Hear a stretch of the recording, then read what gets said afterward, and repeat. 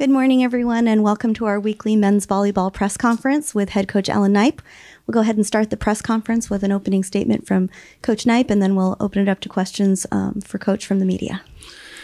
Yeah, I think that, excuse me, first of all, I think I said this after the match on Saturday. It was just nice to get kind of back in front of our crowd. It's been a while. And when you travel like we did up to McMaster and play in Canada, those were great for our team. Get to spend some time on the road, get some connections with the guys, get some extended video sessions and training sessions, and 2 really good matches. But it was great to come home.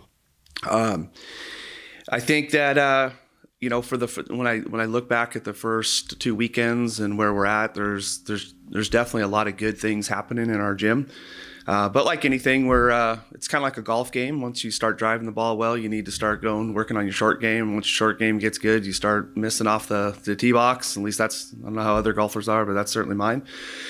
So it's a technique sport. We need to keep watering the green spots and keep getting better in some areas. There's no doubt to just be a little bit more consistent, because at times that offensively we've been really, really good. And then we've had a couple of sets that we weren't. And then we've had flashes of what our serving and blocking defense can look like. And at times in Canada, that's what got us back in the match. And I think that our offense was really good on Saturday night, and our blocking defense won the 3rd set. So that's a great thing to be able to do. And but I think as a coach, looking over the next couple of weeks, making sure we're getting longer stretches that we have both. And it's rare in a match that you're going to have both firing all cylinders, but have a nice balance of both. So that's what our goal is for the week. Kind of stretch out the good in both areas a little bit longer. Coach, back on the road again. We've done this trip before. Is there anything that you've, I guess, seen between having your team travel a good amount this early in the season? Yeah. Like I said before, I like it for lots of reasons. I like it for just the attention to detail you get from the guys. Also, from a academic standpoint, we're not in school right now. So to travel early in January is really, really good for us. It limits the days we're out of the classroom, and that's good for lots of reasons. So those are some of the benefits, but this trip's always really good because we're going to see, all these teams are totally different, and some of them are at different stages of their development.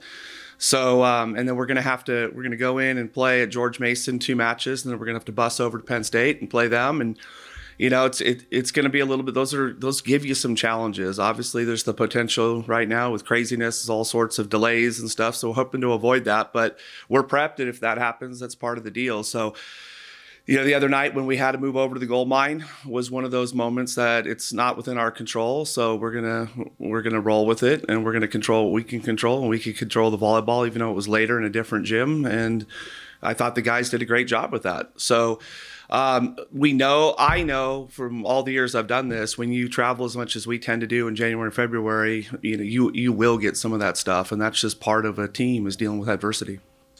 And being that this is still early on in the season, you got a pretty big squad. Anything that you've seen from some of the guys that, the fans may not know of yet that we may be able to see later on? Absolutely. I think there's guys, everyone saw a little bit of Connor Bloom this weekend, and Ryan Peluso coming in and serving. Nathan Harlan did that for us last year, and Calvin Sanborn's doing a good job with that. But up in Canada, I thought Josh Rosenblum did a really nice job setting the ball for us. I thought Sebastian Rodriguez played really, really well. I thought Dearis McRavens had a really, really nice fall. So has Derek Owens. I know I'm leaving some guys out. I think Nato Dickinson's done a really good job on the right side for us. But I think probably the one that people saw a little bit in the fall was Skylar Varga. Really, really athletic, really talented pin hitter that could play on the left or the right for us. And so we're excited for opportunities for those guys to get on the court. When we were in Canada, we were down 0-2, and Skylar and Grant Maroki went in, and they gave us a huge lift with fresh legs and played great for us. So, yeah, we feel really good about the fact that we're kind of back into pre-pandemic type strength and depth in our program that we can kind of weather the storm a little bit better. Well, if you can talk about depth a little bit more, how important is it in men's volleyball? I know there's only 6 players that can play on the court at a time, but how important can depth be, especially at this level?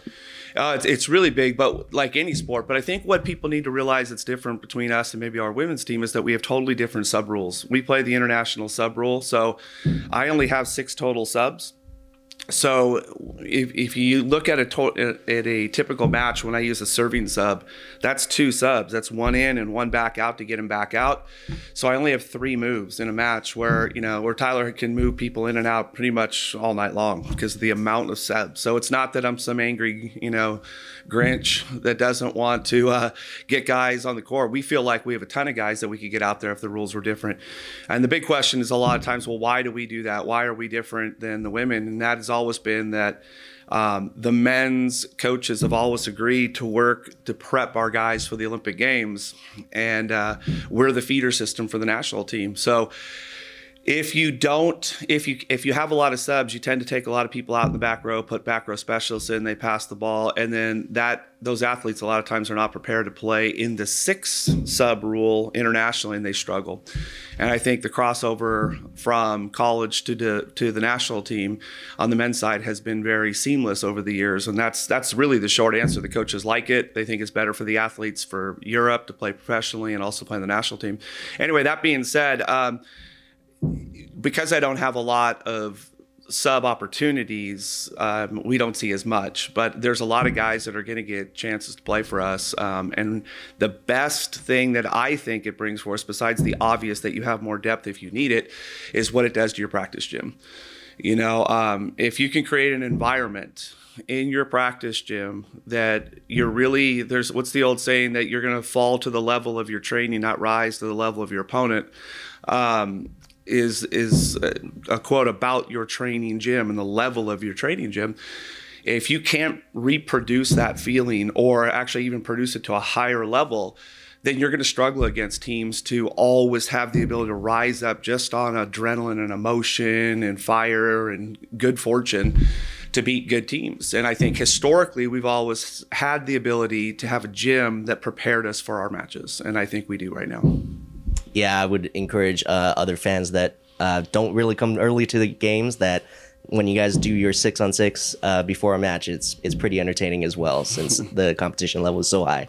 And going into the weekend, I mean, it's going to be the weekend and then a midweek match and then coming back home later on. Yep. So what would you say is, I guess, the key for these guys to focus throughout this trip and then come back and then refocus at home? Yeah, well, what will happen is that this is a little bit of a out of the ordinary trip for us as far as playing on the weekend and staying around for a couple of days and going to Penn State. So it is really kind of one big match. So we have a couple of days to prepare for the week and the matches, and then we kind of have a couple of days to clean up some things, hopefully, for Penn State. But the goal for us is always really simple, and that is, and it's I know it comes out very cliche-ish, but the most important match is our next one, not because we're trying to artificially inflate a team or build a team up or whatever it might be. Simply, we have to stay in that mindset that that's what we can control, and we have X amount of days to prepare, and these are all opportunities to keep repeating this process that we want to build throughout the season.